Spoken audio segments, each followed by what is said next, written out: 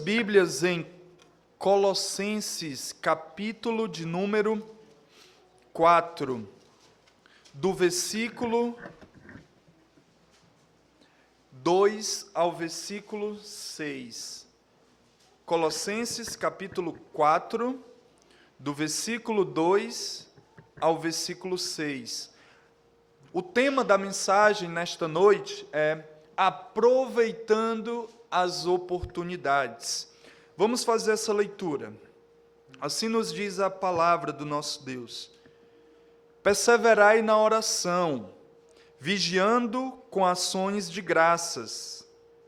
Suplicai ao mesmo tempo também por nós, para que Deus nos abra a porta à palavra, a fim de falarmos do mistério de Cristo, pelo qual também estou algemado, para que eu o manifeste como devo fazer. Portai-vos com sabedoria para com os que são de fora, aproveitai as oportunidades.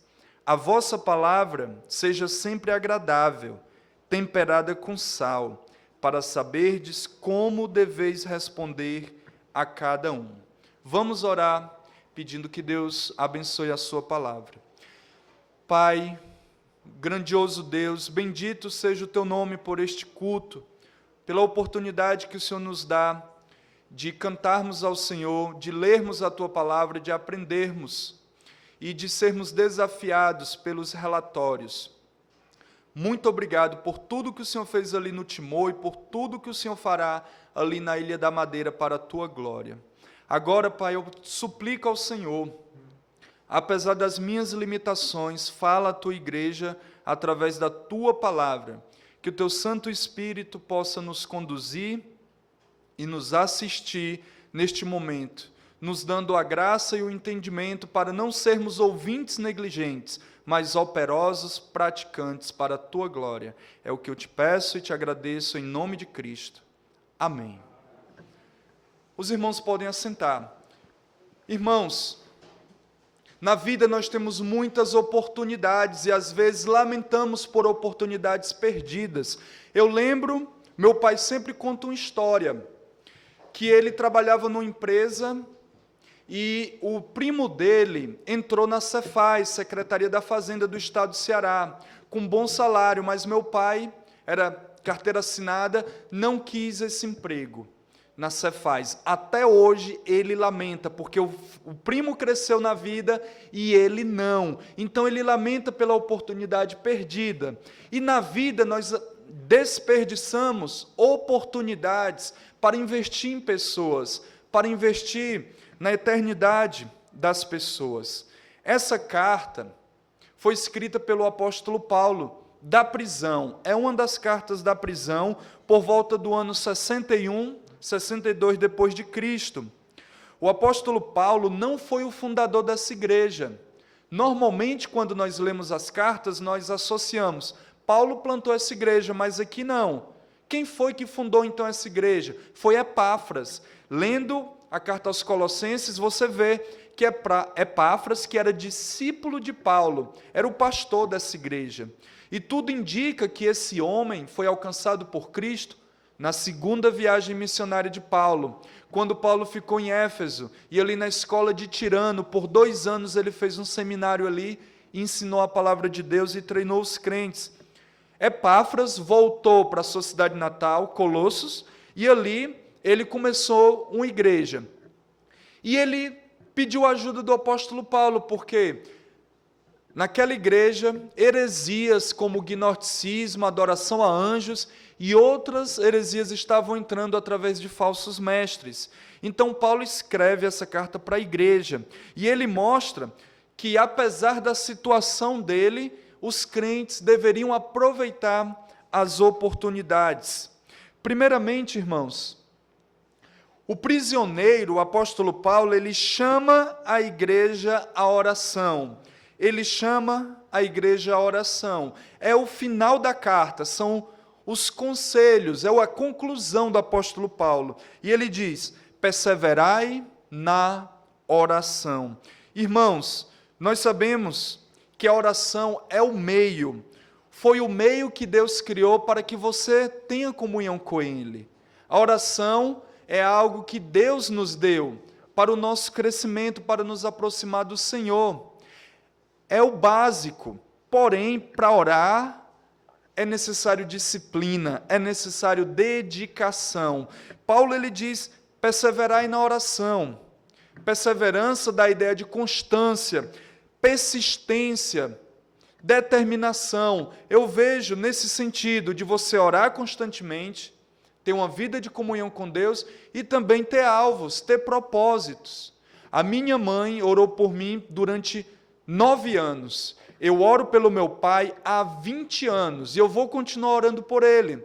Aquele ditado popular, mas real, enquanto a vida há esperança. Depois da morte, agora bíblico, segue-se o juízo.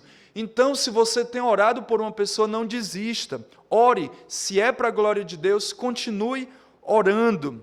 A oração, irmãos, ela é uma disciplina espiritual muito negligenciada por nós. Infelizmente, nós temos tempo para tudo.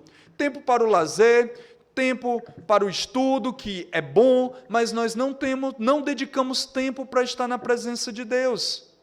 Por isso que os crentes caem em pecado, são fracos, raquíticos espiritualmente, porque não dedicam tempo à oração.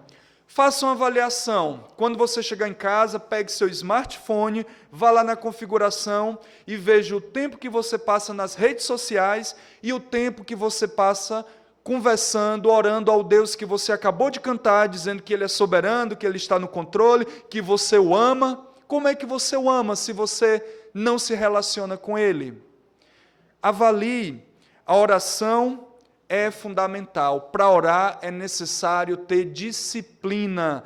A Bíblia, do Antigo ao Novo Testamento, nos dá vários exemplos de Abraão, Moisés, José, Davi, Salomão. No Novo Testamento, Jesus, os apóstolos, a igreja. Meus irmãos, nós estamos numa batalha espiritual, estamos numa guerra. Efésios, capítulo de número 6, versículo 18. Abram suas Bíblias lá, por favor. Em Efésios, capítulo 6, no versículo 10, muito conhecido, o apóstolo Paulo diz: a nossa luta não é contra carne e sangue, é contra os principados, contra as potestades, contra os poderes espirituais do mal, nas regiões celestiais. Portanto, ele diz, tomai toda a armadura de Deus.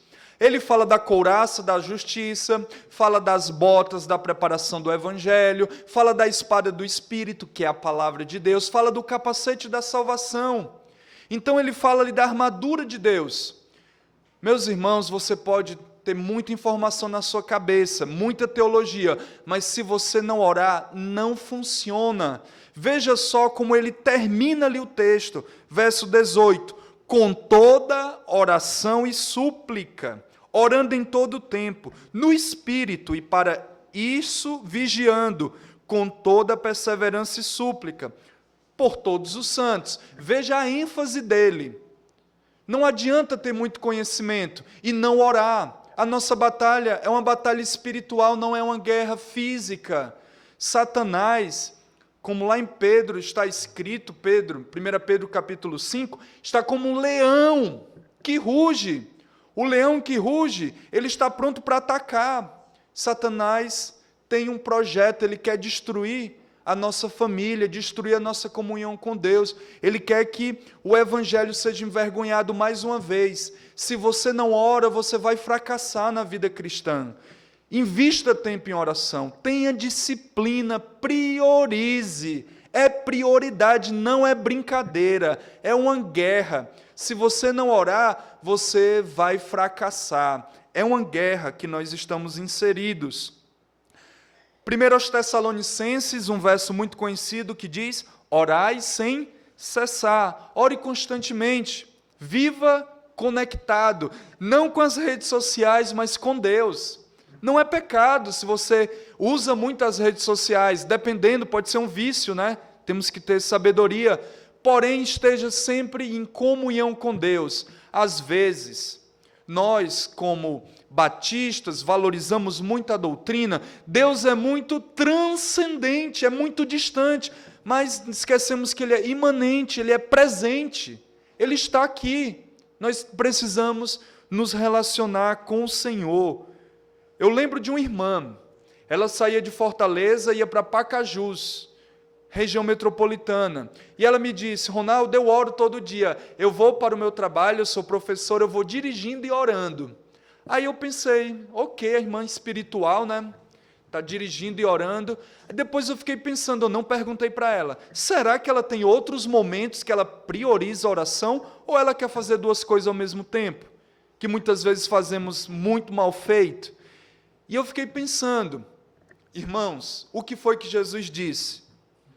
Mateus capítulo 6, entra no teu quarto, fecha a tua porta, fala ao teu pai que está em secreto, e teu pai que te vê em secreto te recompensará.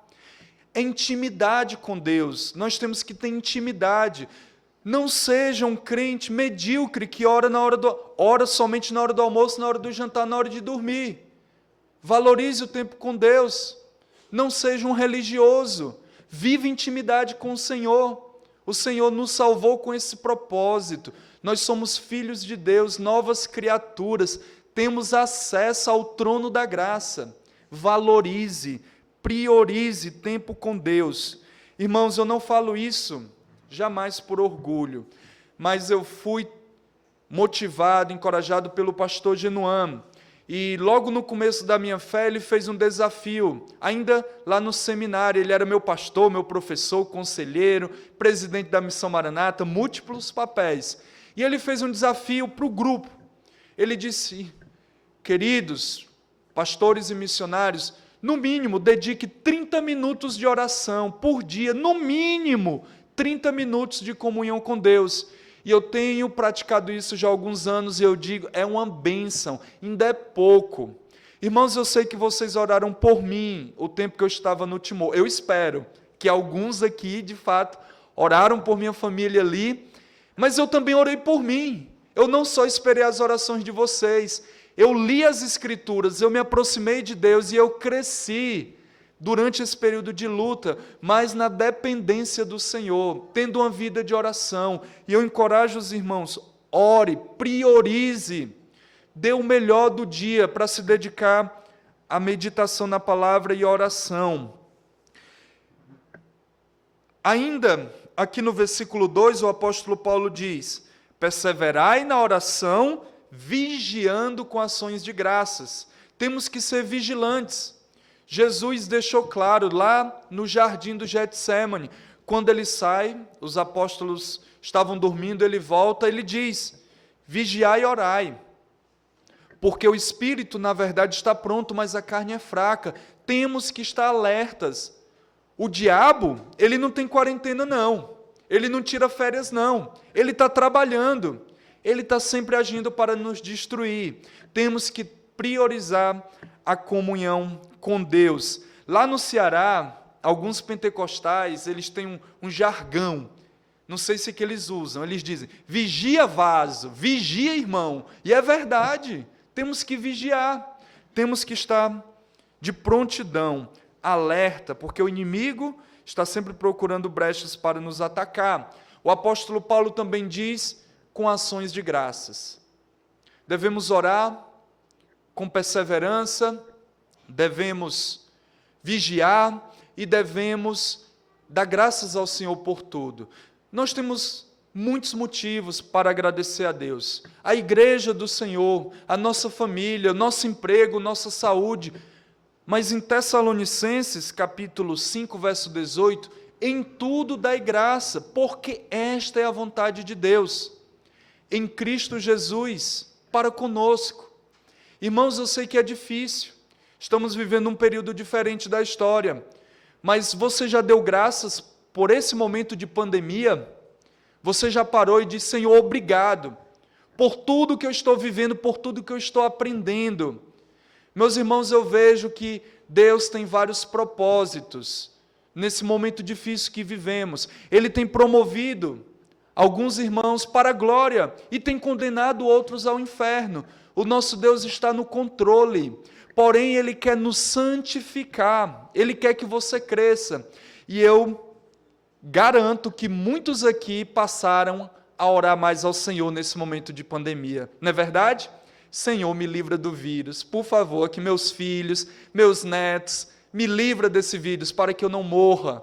Meus irmãos, essa pandemia veio com vários propósitos, para nos aproximar de Deus, para nos santificar. Não desperdice o que Deus quer ensinar. É difícil? É, mas o nosso Deus está no controle. Deus está no trono, Salmo 115. O nosso Deus está nos céus e tudo faz como lhe agrada.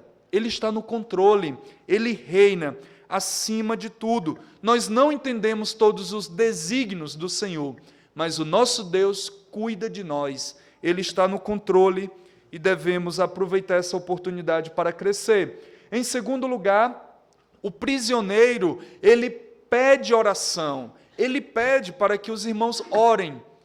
Paulo, o grande missionário, o grande apóstolo, plantador de igreja, mas ele se vê carente de oração e ele pede para que a igreja ore. Não existe missionário supercrente. Missionário é um crente que tem lutas, tem dificuldades. E aqui Paulo diz: suplicai, ore por você, seja perseverante, mas também ore por nós. Suplicai ao mesmo tempo também por nós. Irmãos, Paulo, ele estava na prisão e ele pede oração. Ele estava numa situação muito difícil. Quem está preso quer sair ou quer fugir, quer de qualquer forma a liberdade. E Paulo não. Ou Paulo, ele era louco, ou ele tinha algo mais importante do que a própria liberdade. Ele não pede para que Deus abra as portas da prisão para que ele vá para a rua. E ele era um preso inocente. Ele foi preso por causa do Evangelho.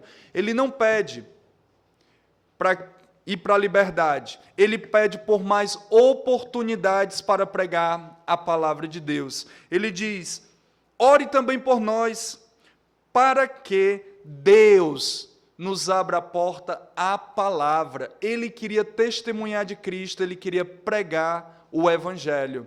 Agora imagine, quando nós passamos por lutas, por provações: Senhor, tá bom, tá doendo, que o Senhor leve essa luta, essa provação. Olha aqui, o que é que a Bíblia nos ensina? O que é que o homem de Deus deve pedir à mulher de Deus em meio às dificuldades? Não é pecado pedir para que Deus possa agir naquele momento, possa aliviar, que Deus derrame da sua graça. Porém, nós temos que aproveitar essa oportunidade no meio do sofrimento para glorificar a Deus. Pensando no aspecto que Paulo estava preso e não pede pela liberdade, eu já estive preso. Infelizmente, eu tomei muitas decisões erradas na vida, pelo meu egoísmo. Eu sou um ex-dependente químico. Eu me envolvi com a criminalidade muito cedo, com 10 anos de idade eu comecei a usar drogas, e para manter o vício eu comecei a praticar assaltos ali em Fortaleza. Infelizmente, eu já dei muito prejuízo à sociedade.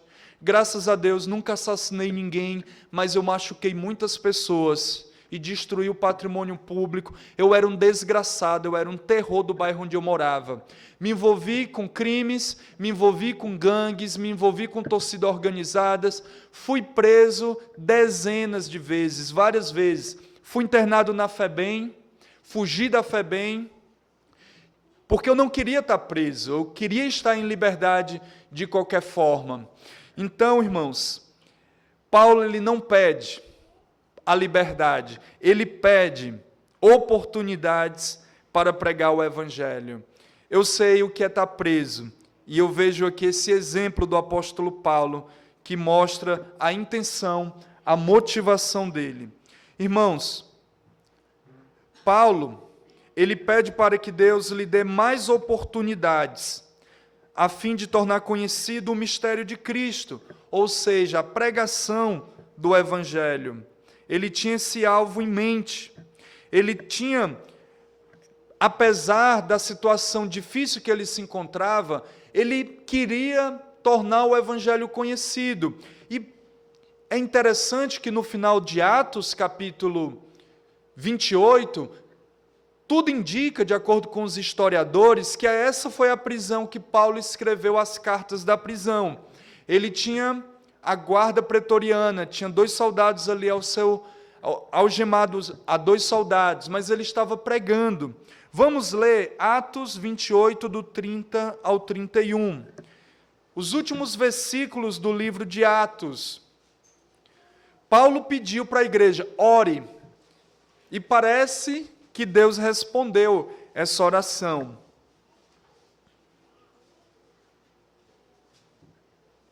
Paulo ele foi levado para Roma para ser julgado pelo imperador, e o versículo 30 diz: por 2 anos permaneceu Paulo na sua própria casa, que alugara, onde recebia todos os que o procuravam, pregando o reino de Deus, e com toda intrepidez, sem impedimento algum, ensinava as coisas referentes ao Senhor Jesus Cristo. Ou seja, Deus respondeu à oração do apóstolo, a oração da igreja que o apóstolo pediu. Deus o abençoou e ele teve muitas oportunidades de até pregar a guarda de elite, a guarda pretoriana ali. Meus irmãos, no versículo de número 5, Paulo ele fala algo bem interessante. Ele diz: para que eu o manifeste como devo fazer. Ele entende o dever que ele tem de pregar o evangelho, que não é opcional para o crente, mas é um dever. E também encontramos essa mesma ideia lá em Romanos, capítulo 1, verso 14 e 15.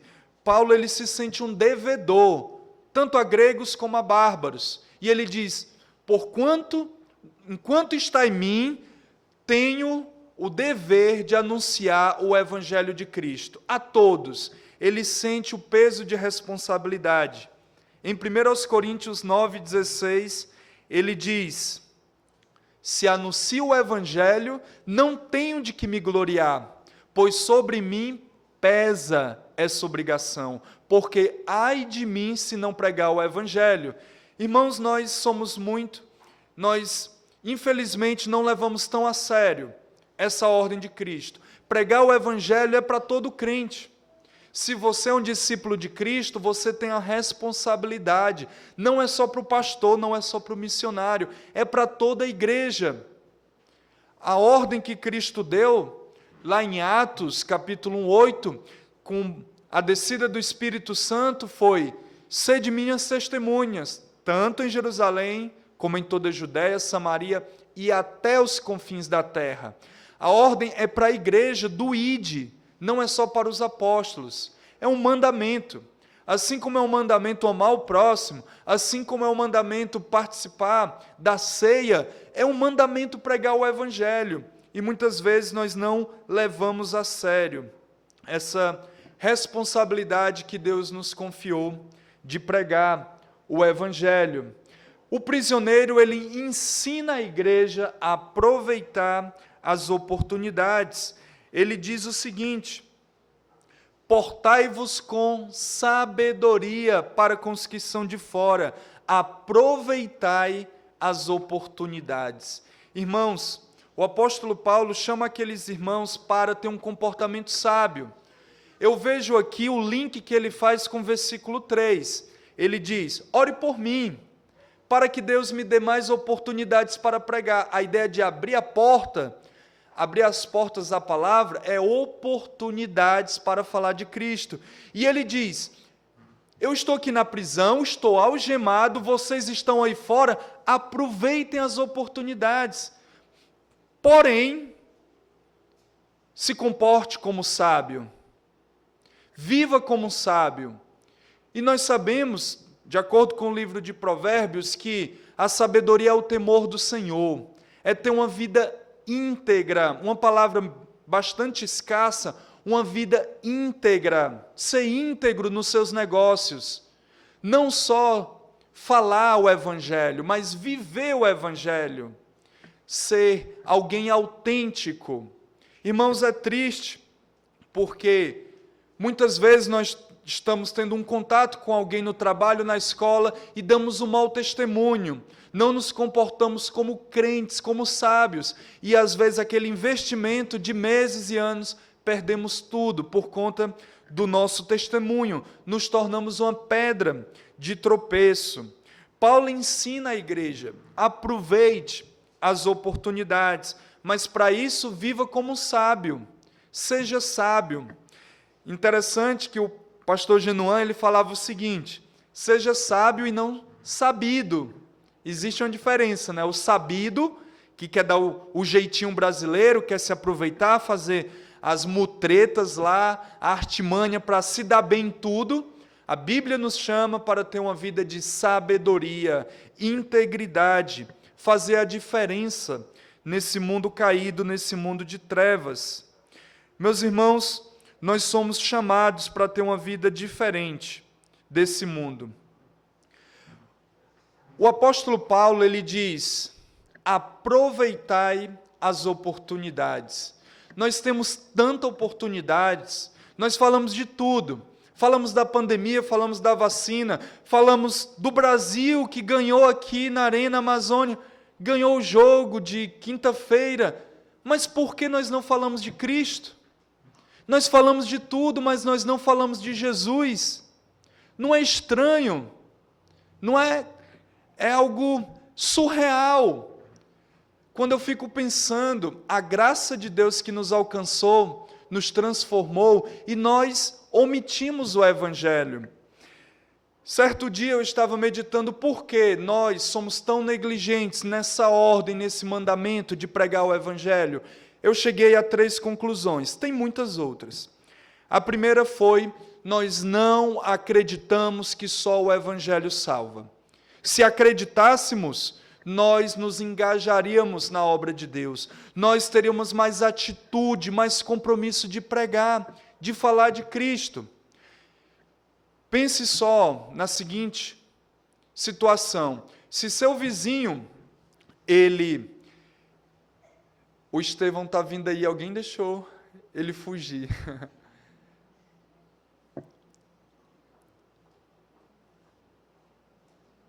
Então ele está bem animado, né? Deve estar brincando lá. Voltando, irmãos, se você se deparasse com seu vizinho, a casa dele está pegando fogo, o seu vizinho está lá com a família e ele vai morrer. Você está vendo aquilo, você teria uma atitude, ligar para os bombeiros, você ia tentar resgatar, ia tentar fazer alguma coisa, não é verdade? Meus irmãos, pois muitos vizinhos e amigos estão indo para o inferno e nós não nos preocupamos. Nós não acreditamos que só Cristo salva. Se acreditássemos, nós pregaríamos com mais ênfase, com mais dedicação. Nós não desprezaríamos as oportunidades. Em segundo lugar, nós somos desobedientes, porque o mandamento de pregar o Evangelho é o mesmo mandamento de amar o próximo. Está na Bíblia. É o mesmo mandamento de ser honesto, de não adulterar. E por que nós obedecemos alguns e esse mandamento de pregar não obedecemos? Somos desobedientes. E o problema é, nós queremos terceirizar a mensagem do Evangelho. Eu já estou dando dinheiro para missões, eu já estou orando, pronto, fiz minha parte. Não, Deus espera muito mais de você. É bíblico contribuir, é bíblico orar, sim, mas também Deus espera que você pregue o Evangelho, que você aproveite as oportunidades. O que é que você precisa para pregar o Evangelho? Você não precisa ir para o seminário, você precisa de uma coisa: nascer de novo. Se você nascer de novo, você vai ter um testemunho, você vai ter uma mensagem para propagar. Em terceiro lugar, nós não pregamos porque nós não amamos o próximo. Deus mandou amar a Ele sobre tudo e ao próximo como a nós mesmos. Mas nós não amamos naquilo que é mais importante, que é a salvação da alma dos perdidos. Nós ajudamos o rancho, né, que é a cesta básica, nós damos dinheiro, nós ajudamos os pobres, porém, muitas vezes nós achamos que aquilo é suficiente. Não é. Aquela pessoa vai encher a barriga e daqui a um período ela vai morrer. e vai morrer sem Cristo. Então, pregue o Evangelho, aproveite as oportunidades, não negligencie. E o que é mais insano, essa é a palavra, insano, é que um dia alguém pregou para você. Um dia alguém lhe evangelizou, ou foi um pastor, ou foi um missionário, ou foi o seu tio, ou foi seu irmão, seu vizinho, seu amigo de escola, e hoje nós nos calamos, nós não queremos levar adiante essa mensagem. Meus irmãos, isso é uma manifestação de orgulho, como se nós merecêssemos o céu. Nós não merecemos, irmãos, nós estamos aqui para servir ao Senhor, e nós servimos ao Senhor pregando a palavra, testemunhando desse tão maravilhoso Evangelho. Voltando um pouco da minha história, eu tive esse passado maldito, desgraçado. Eu completei 18 anos na delegacia. Em 2001, eu completei 18 anos no ano 2000, 29 de novembro, preso por conta de assalto. E em 2001, eu pratiquei vários delitos, vários crimes em Fortaleza. E eu fui para o pior presídio do estado do Ceará em menos de 6 meses por 2 vezes. E eu fugi de 2 delegacias nesse intervalo. E da última delegacia que eu fugi, é tão triste, a minha situação era tão absurda, que eu saí dia 1º de agosto da prisão de segurança máxima lá do Ceará. Eu saí, fui em casa, e já fui na casa de um amigo, peguei uma arma, fui fazer assaltos, no outro dia fiz mais assaltos e fui preso. E eu fiz um assalto na loja de um policial, do Choque, lá da Polícia Especializada de Fortaleza. Então, infelizmente, eu tranquei a senhora no banheiro, tranquei o filho, peguei roupas, era uma loja, peguei dinheiro, e saí andando na rua com outro comparsa. E o rapaz saiu do banheiro, alarmou a população, ele vinha, eu estava com a arma, eu apontava, ele voltava, graças a Deus eu não atirei, mas eu joguei os objetos fora, joguei na rua e entrei numa favela. Pulei vários muros, cheguei na casa de um bandido, por coincidência, e eu pedi para ficar lá. E estava passando a sessão da tarde. Então eu escondi o revólver, sentei no sofá e fiquei assistindo televisão. Como a loja era de um policial, choveu de polícia na favela, cercaram a favela, foram derrubando as portas em cada barraco e me encontraram. Eu já apanhei muito da polícia, mas naquele dia foi uma pisa parecida com a morte.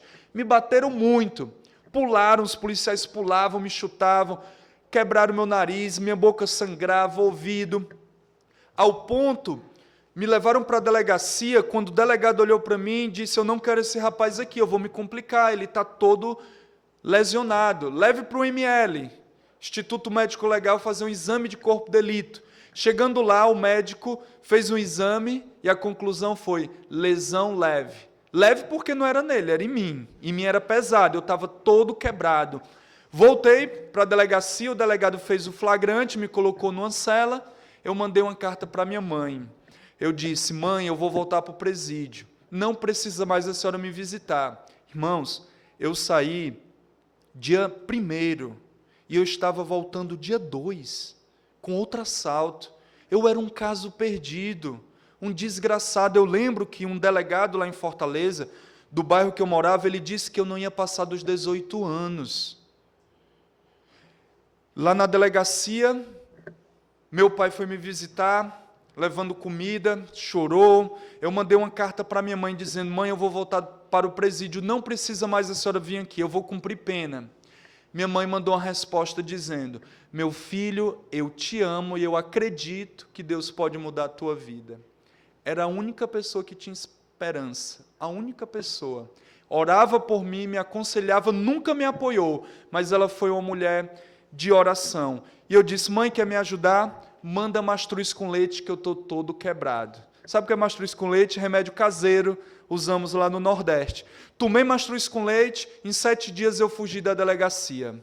Fiz um buraco na parede com a ajuda dos presos, fugi, fui lá para o Cais do Porto, lá para o Serviluz, para a favela, uma das favelas mais perigosas lá de Fortaleza.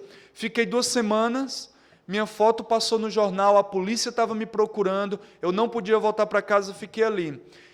Então, peguei um carro escondido, entrei num carro, fui para Aracati, a praia muito conhecida lá, Canoa Quebrada, lá perto de Beberibe, onde o pastor nasceu. Fiquei escondido ali em Aracati.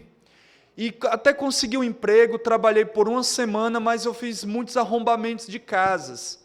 Eu era viciado em roubo, viciado em drogas, eu usei crack por 5 anos. Eu praticava furtos e assaltos para manter o meu vício. E ali onde eu chegava sem dinheiro, eu queria ganhar dinheiro fácil.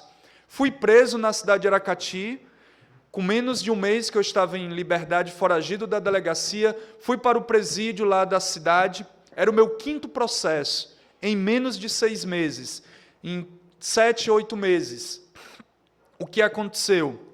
Lá no presídio de Aracati, eu conheci uma mulher, a tia de um preso, e eu comecei um namoro com ela levava drogas para mim, ela levava dentro do corpo dela, e levava drogas toda semana, e a minha irmã mandou uma Bíblia como essa, e eu pedi para aquela minha namorada levar uma serra. O meu alvo era fugir dali. Por quê? Porque eu ia voltar para o presídio de segurança máxima em Fortaleza.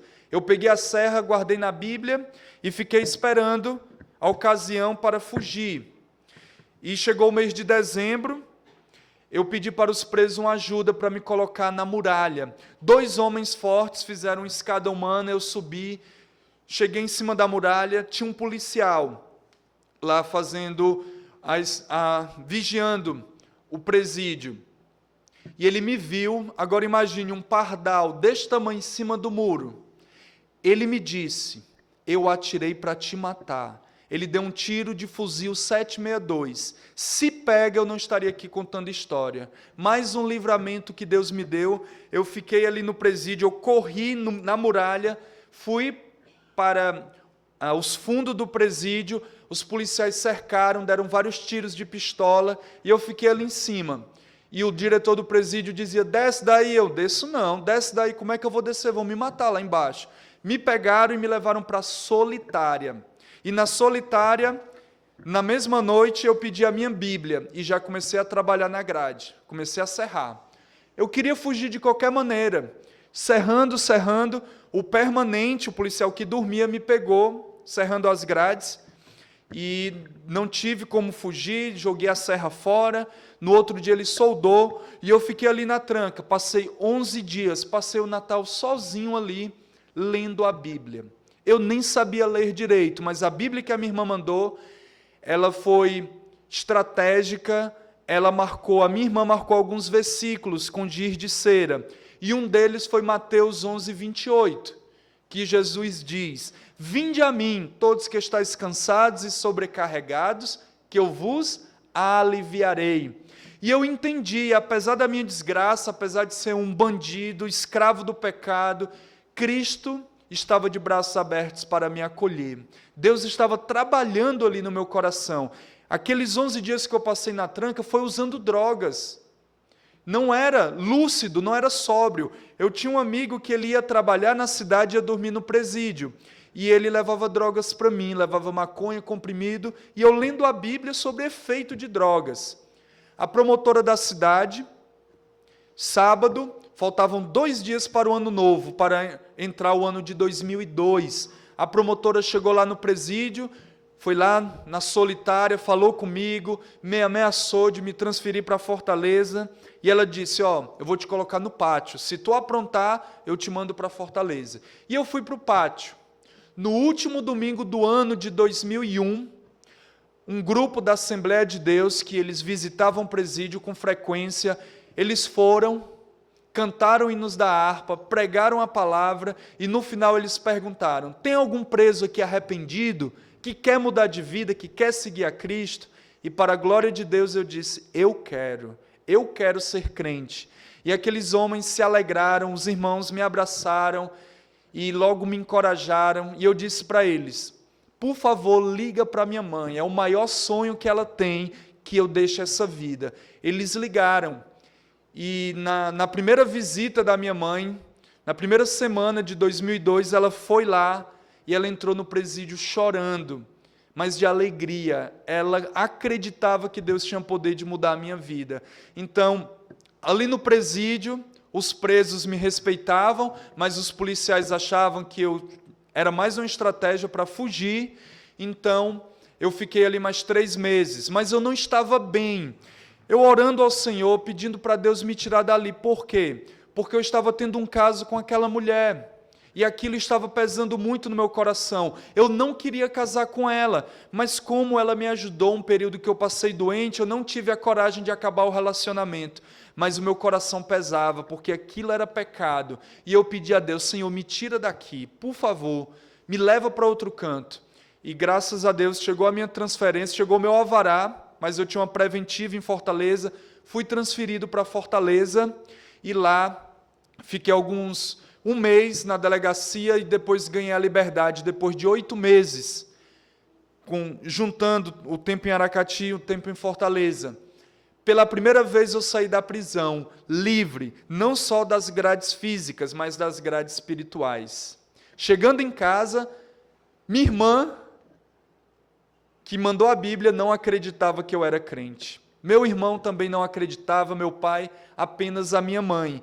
E os irmãos da Assembleia me deram 3 conselhos. Ronaldo, volte a estudar. Você é jovem, volte a estudar. Homem de Deus tem que trabalhar, vá trabalhar e também procure uma boa igreja. Então eu segui os 3 conselhos. Eu fui na igreja com a minha mãe, não me senti bem na igreja que ela frequentava naquela época, e fui na igreja da minha irmã. E quem estava pregando? O pastor Genuan Lira. Ele pregou em Efésios capítulo 2. Irmãos, os amigos, os crentes que me evangelizaram, eles eram pentecostais, e eles disseram: anda na linha, senão tu perde a salvação. E eu fiquei pensando, como é que pode? Eu já sou crente, não uso mais drogas, eu estou andando com Deus, e eu posso perder a salvação? E o pastor estava pregando em Efésios capítulo 2. Ele vos deu vida, estando vós mortos nos vossos delitos e pecados. E o versículo 8 e 9, porque pela graça sois salvos, mediante a fé. E isto não vem de vós, é dom de Deus, não de obras para que ninguém se glorie. E eu entendi que aquela era uma igreja séria, que pregava a palavra, e que a salvação não se perde, é dom de Deus. E eu decidi ficar naquela igreja. Logo, um amigo de infância se aproximou e perguntou se eu queria ser discipulado. Eu nem sabia o que era discipulado. E eu disse para ele: sim, eu quero. E ele começou a me discipular. Primeiro conselho: vá para a igreja. E eu comecei a congregar. Fui trabalhar, voltei a estudar, fazendo supletivo, primeiro do ensino fundamental, da 5ª à 8ª série. Eu trabalhava em Fortaleza, no centro de Fortaleza, como ambulante, vendendo água de coco, e à tarde eu estudava, de 1 às 5 da tarde. Graças a Deus, em 2002, eu terminei o ensino fundamental, fui batizado, me envolvi com a mocidade, comecei a servir na igreja, ia para os hospitais evangelizar, e no ano de 2003 fui fazer o ensino médio. Deixei de trabalhar no centro, fui trabalhar numa empresa de um irmão da igreja. E, enfim, em 2003 foi quando Deus me chamou para o ministério. Foi quando eu entendi que Deus estava me chamando.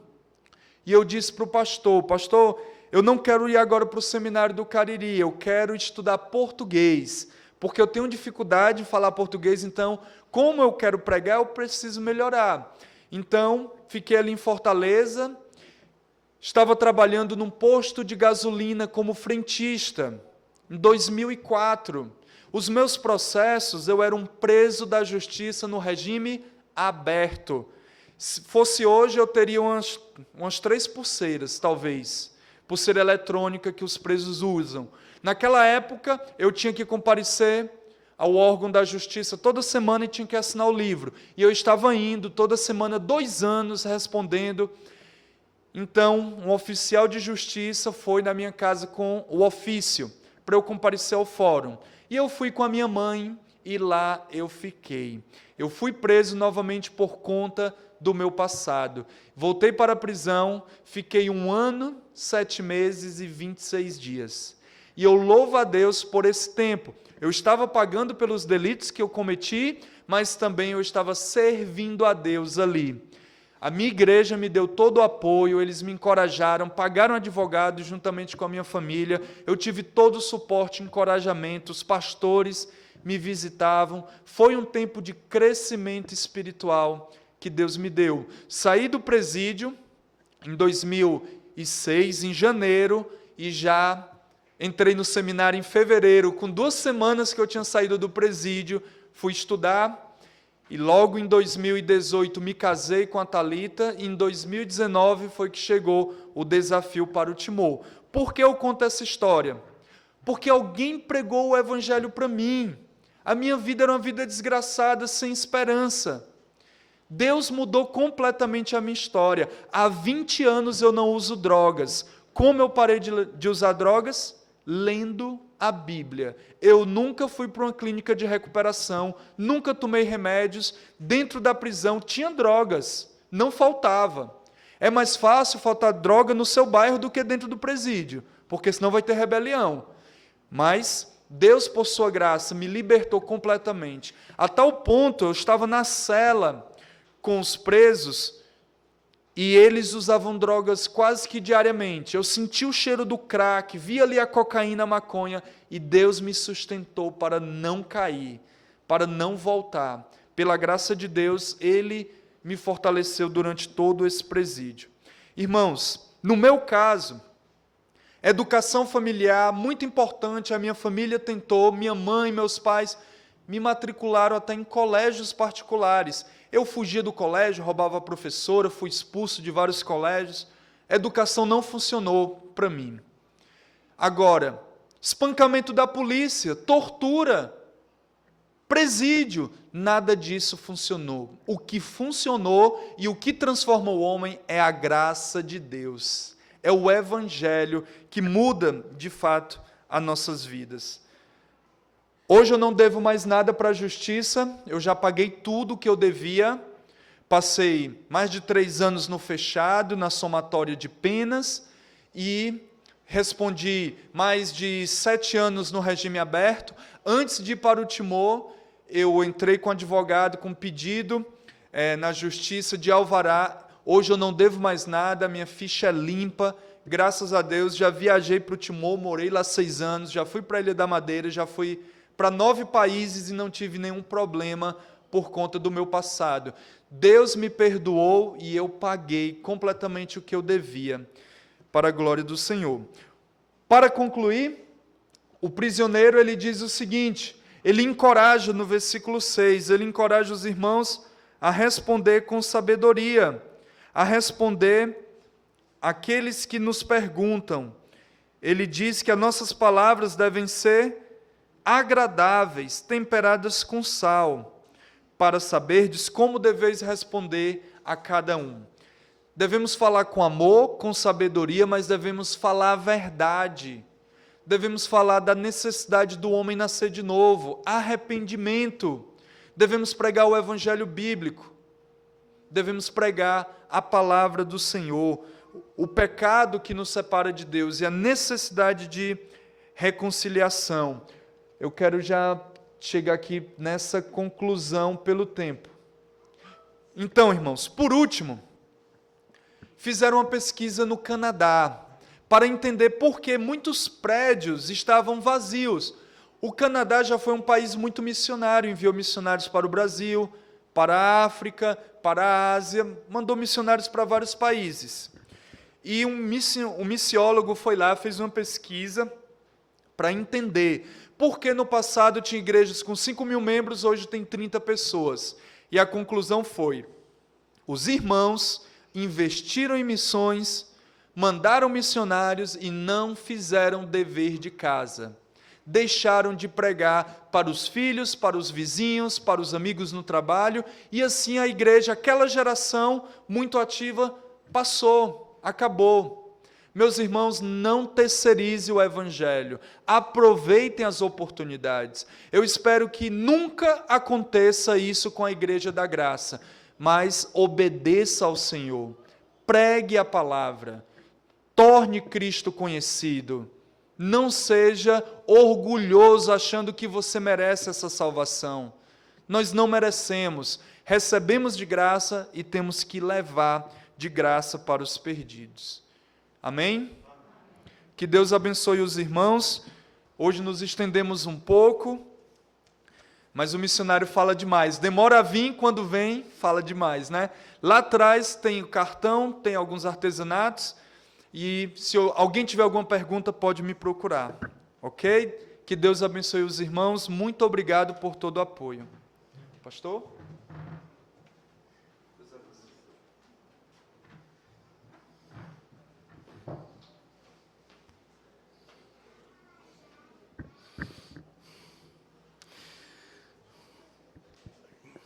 O que é que vamos dizer? Somente a graça de Deus que salva, somente. Somente. Nós agradecemos ao pastor Ronaldo o desafio e o encorajamento. Não existe caso sem solução. Para Deus não tem impossibilidades. Para Deus não existe. Ele salva o pior pecador. Ele veio buscar e salvar o perdido.